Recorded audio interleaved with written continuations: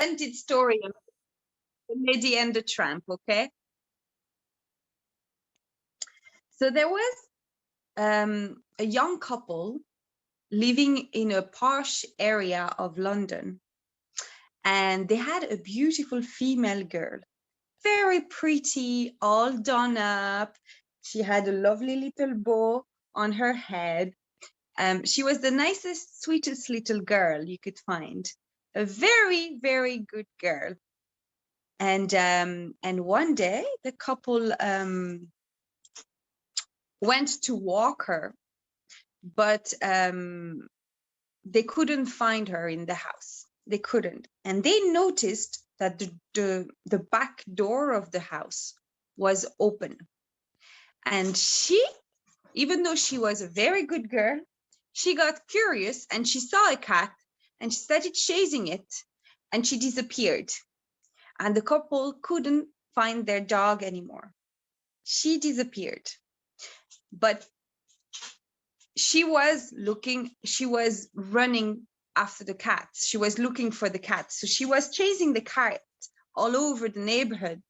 And she wasn't paying attention about the fact that her owners were worried that she disappeared. She was just genuinely looking for the cat.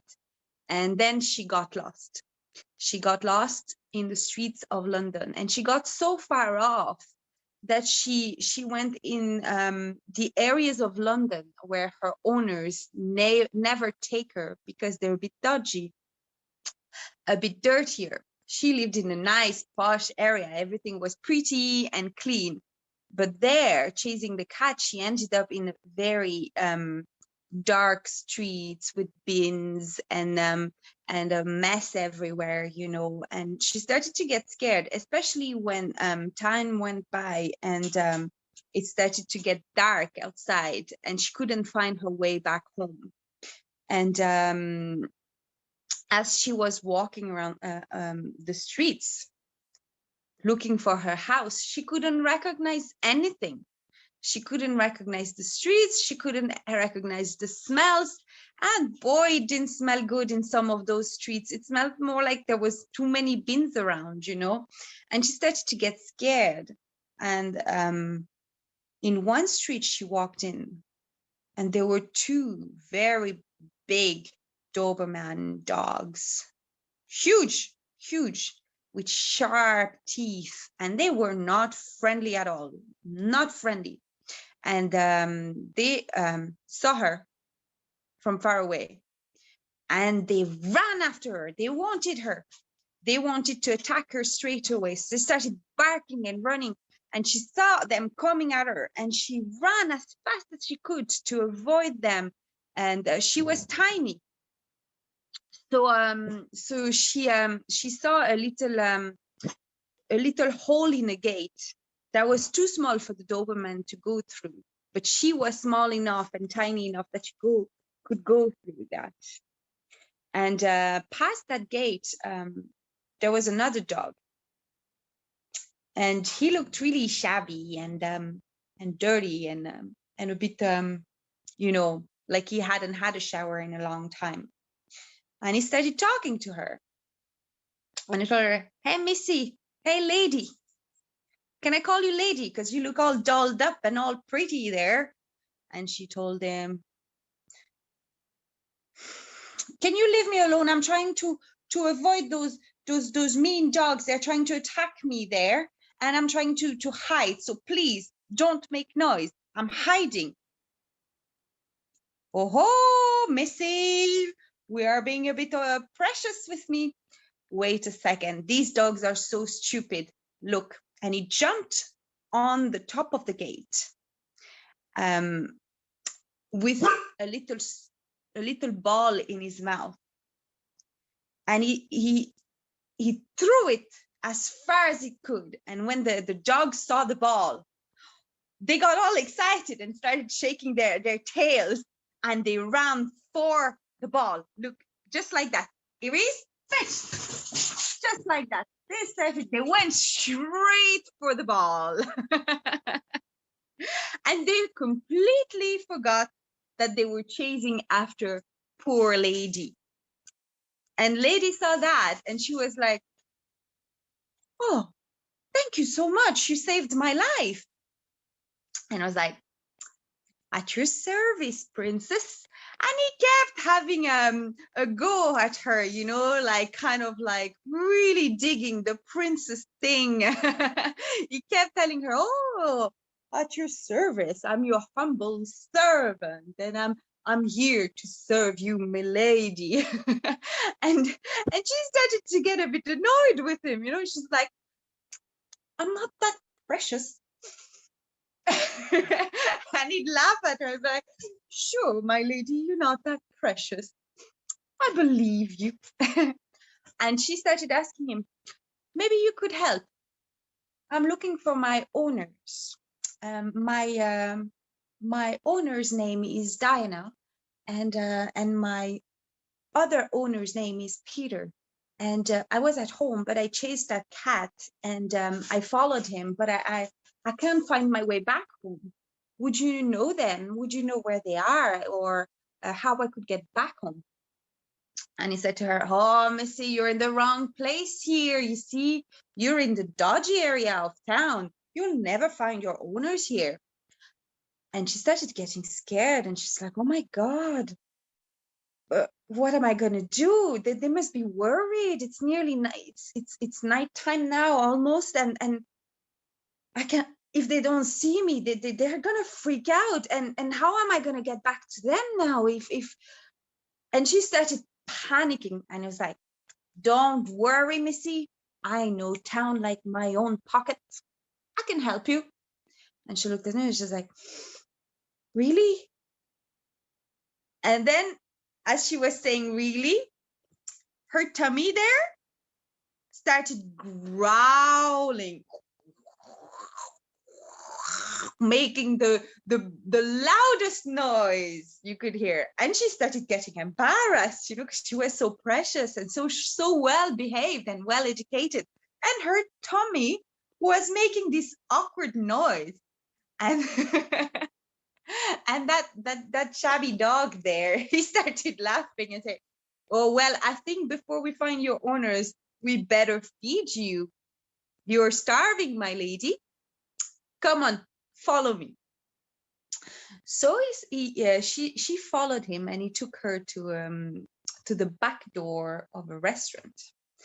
And there was like bins, and it was not really nice, you know. And she's like, where are you taking me? Like, to get food, because she was not used to that. You see, she was used to nice bowls of food with delicacies in it. Everything was clean and well kept.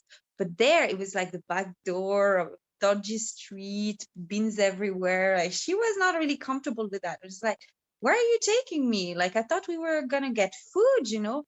And then he started howling outside the back door of that place. And the big man with a beard and a red hat and a red attire costume, kitchen costume, came out, and she was like, ah, you're here for your food tonight, right on time. Oh, you brought a missy with you. Oh, she's very pretty. Is she your girlfriend? And the dog looked at him and was like, and lady was like, frowning. She's like, I'm not your girlfriend. And I was like, oh, don't complain. It's going to feed us.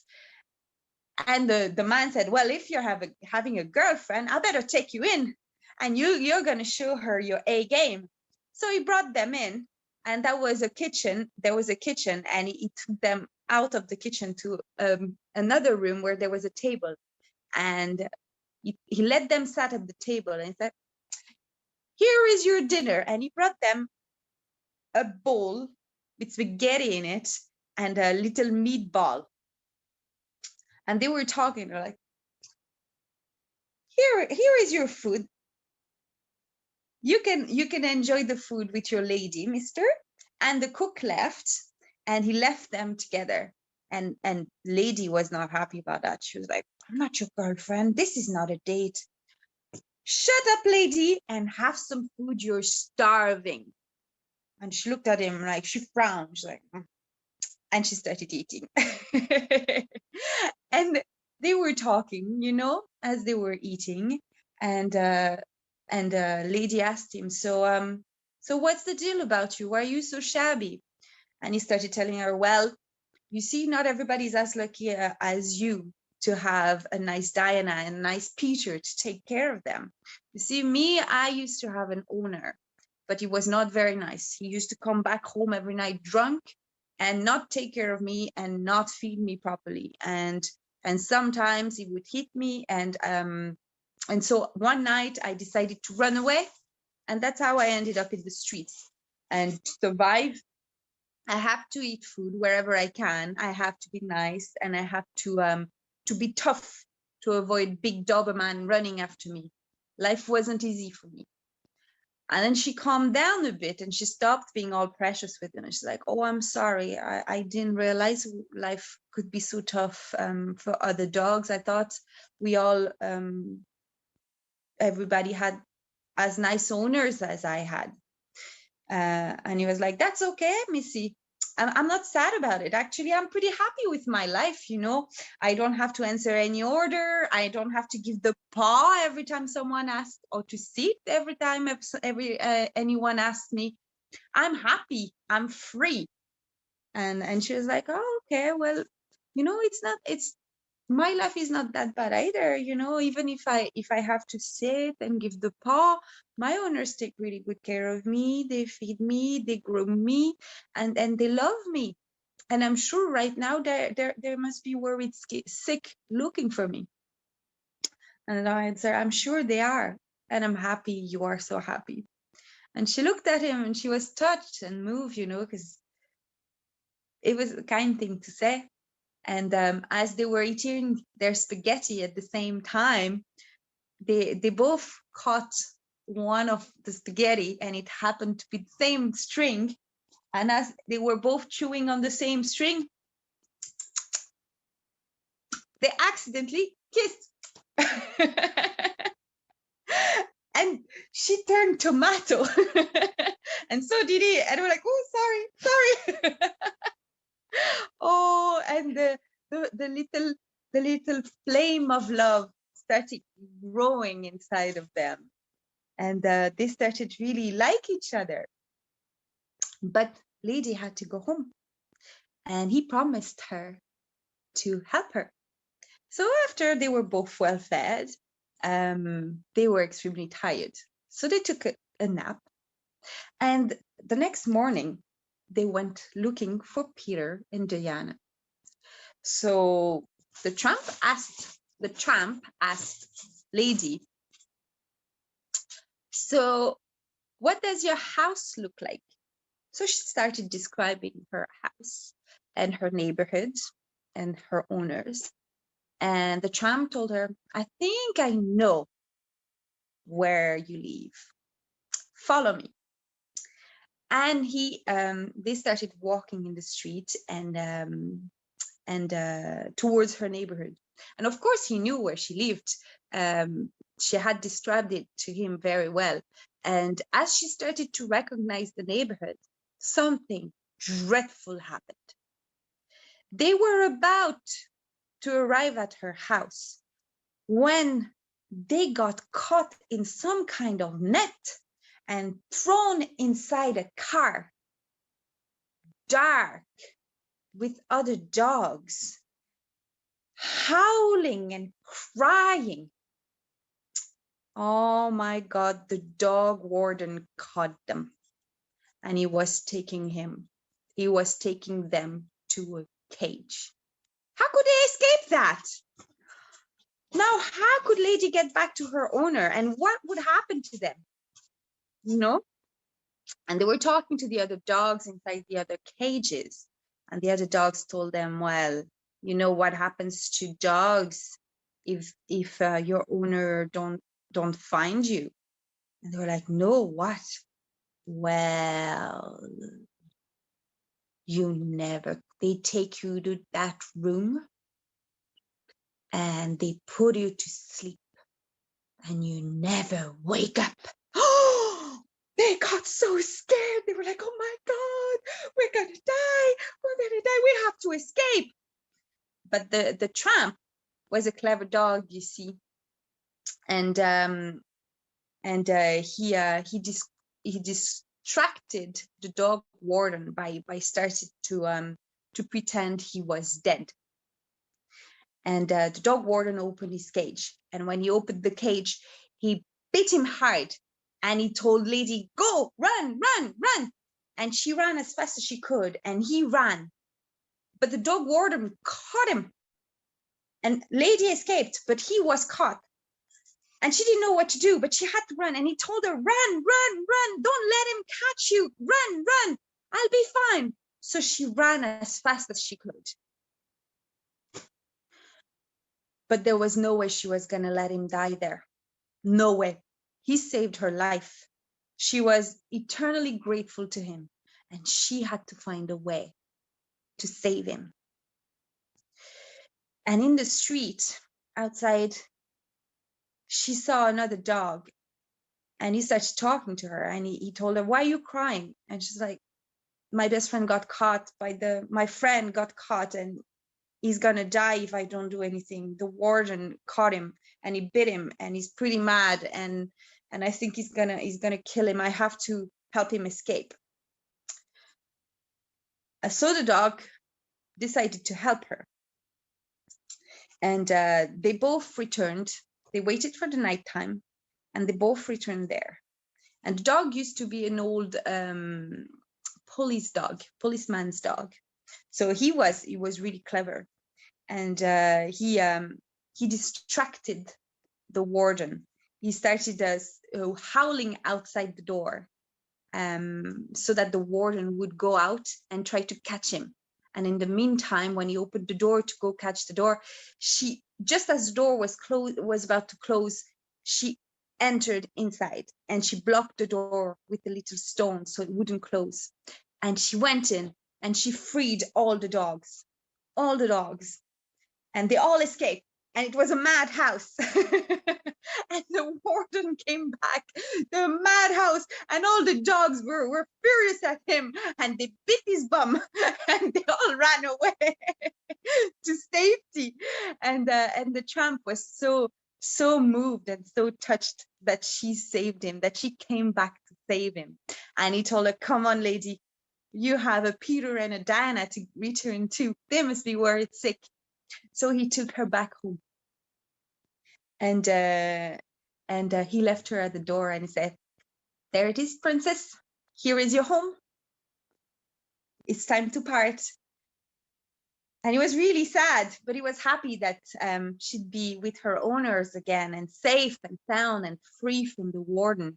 So he didn't say anything. He was proud, he was too proud to say that he didn't want her to go, and that he was in love with her. So he just said, go, princess, go, you'll be fine.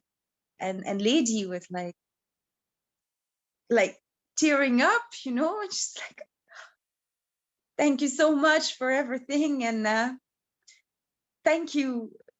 There's nothing else I can say. Thank you so much. And she was hoping that he'd say something, that he'd tell her to stay with him, but she knew she had to return to Diana and Peter. And as they were saying goodbye, Diana opened the door, and she looked outside, and she saw Lady and the Tramp, and how close they were, and she was like, Lady, and she looked at the Tramp, and she said, you found my girl. You're such a good boy. and she said, well, what are you waiting for? Come in. And she gave him a treat, and she told them both to come in. And Peter saw him, and he was like, what a magnificent dog. Oh, I'm gonna call you Shabby. Would you like to stay and live with us? And the Tramp looked at Lady, and she was like, yes. And so he smiled, and they were all so happy, and he was finally in a good home. And a few months later, we welcomed into the world 6 little puppies, Six. Six. Three girls who look just like Lady and three boys who look just like their daddy. And they all lived happily ever after.